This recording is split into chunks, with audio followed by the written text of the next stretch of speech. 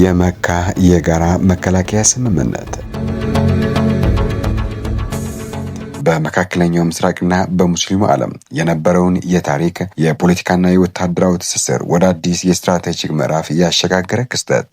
ይህ ታሪካዊ ስምምነት በመሙላት ለመረዳት የሶስቱን ሀገራት የቆየ የታሪክ ግንኙነት፣ የቀደሙ የመከላከያ ትብብሮችና ወቅታዊ የጂኦፖለቲካው ዳራ በዝርዝር ማየት ያስፈልጋል። የታሪክ ዳራና የትብብሩ ስረ መሰረት የሳውዲ አረቢያ የቱርክና የፓኪስታን ወታደራዊና ፖለቲካዊ ግንኙነት ድንገት የተፈጠረ ሳይሆን ረጅም ዘመናት ያስቆጠረ የታሪክ መሰረት ያለው ነው። አንደኛው የሳውዲ አረቢያና የፓኪስታን የቆየ የወታደራዊ ትስስር የ1960ዎችና 70ዎቹ ትብብር። የፓኪስታን ጦር ሰራዊት ከ1960ዎቹ ጀምሮ የሳውዲ አረቢያን የመከላከያ ሰራዊት በማሰልጠንና በማዋቀር ረገድ ትልቅ ሚና ተጫውተዋል። በ1969 የፓኪስታን አየር ኃይል ፓይለቶች የሳውዲን የአየር ክልል በመጠበቅ በየመን ድንበር አካባቢ የተነሱ ጥቃቶችን መክተዋል። የ1982ቱ የደህንነት ስምምነት ሁለቱ ሀገራት በ1982 በይፋ ፈርመውት በነበረው ስምምነት መሰረት በበዳይ ማለትም የሳውዲ ምድር እስከ 20 ሺህ የሚደርሱ የፓኪስታን ወታደሮች ተሰማርተው የሳውዲን ደህንነት ሲጠብቁ ቆይተዋል። የኑክሌር ጥላም ፓኪስታንን የኑክሌር ብቃት ካገኘችበት ጊዜ ጀምሮ ሳውዲ አረቢያ ለፓኪስታን የምታደርገው የፋይናንስ ድጋፍና ፓኪስታን ለሳውዲ የምትሰጠው የስትራቴጂክ ደህንነት ዋስትና ያልተጻፈ ጥበቃ ተደርገው ሲወሰድ ቆይተዋል።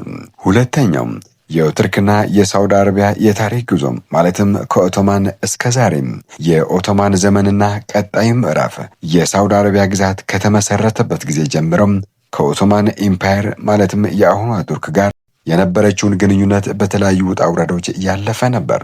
የቅርብ ጊዜ አለመግባባቶችና መታረቅ በ2010ዎቹ አጋማሽ በአረብ ጸደይ፣ በኳታር እገዳና በፖለቲካዊ እስልምና አመለካከት ምክንያት በሁለት ሀገራት መካከል ከፍተኛ ዲፕሎማሲያዊ ውጥረት ነበረ።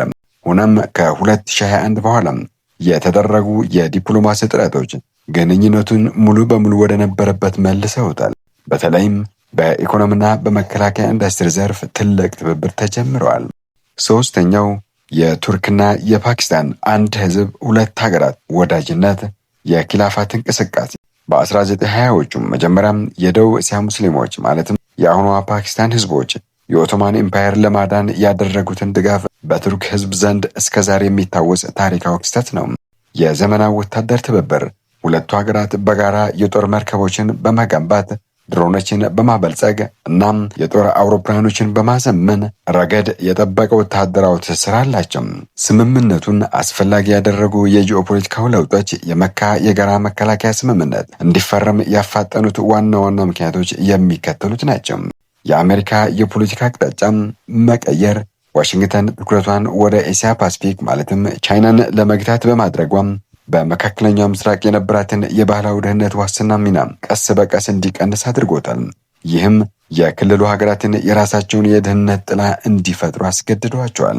የኢራንና የሁቲ ስጋቶች በየመን የሚንቀሳቀሱ የሁቲ አማጽያን በቀይ ባህር የመርከብ እንቅስቃሴ ላይ የሚያደርሱ ጥቃትና የድሮን ሚሳኤል ስጋቶች የሳውዲን የነዳጅ ማጣሪያዎችና የባህር መንገድ ደህንነት አደጋ ላይ ጥለውታል። የእስራኤልና ፍልስጤም ጦርነት ተጽዕኖ በጋዛና በሊባኖስ የተከሰቱት አውዳሚ ግጭቶች የመካከለኛው ምስራቅን የኃይል ሚዛን ያናጉ በመሆናቸው ትልቆቹ የእስልምና ሀገራት የጋራ አቋምና ጥበቃ እንዲኖራቸው አፋጥነዋታል። የሶስቱ ሀገራት የተቀናጀ ወታደራዊ ኃይል ይህ ስምምነት ሶስቱን አካላት ሙሉ በሙሉ የሚያጎናጽፋቸው ጥምረት አለው።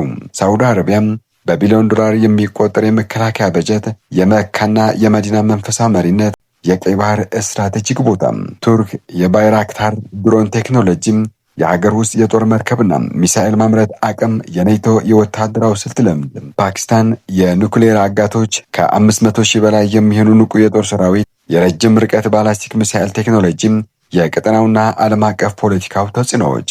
አንደኛው የምዕራባውያንና የኔቶ ምላሽ።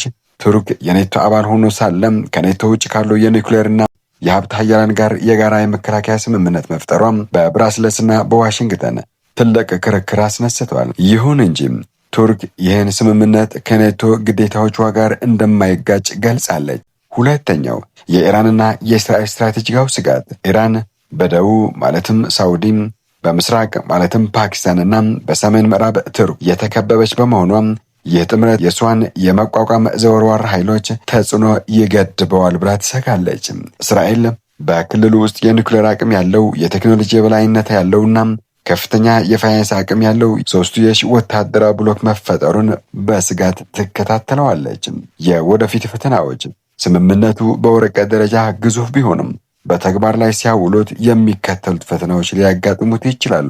የአዛዥነትና የቁጥጥር ስርዓት የሶስቱ ሀገራት የጦር መሳሪያዎችን የምዕራባውያን የቻይናና የሀገር ውስጥ ውጤቶች እንዴት የተቀናጀ የጋራ የመከላከያ ስርዓት መፍጠር ይችላሉ የሚለው ጥያቄም፣ የዲፕሎማሲያዊ ቅደም ተከተል ልዩነት፣ ቱርክ ከቻይናና ሩሲያ ጋር፣ ሳዑዲ ከምዕራባውያን ጋር፣ ፓኪስታን ደግሞ በቻይናና አሜሪካ መካከል የምታደርገው የፖለቲካ ሚዛን አጠባበቅ በውጭ ፖለቲካቸው ላይ አለመጣጣም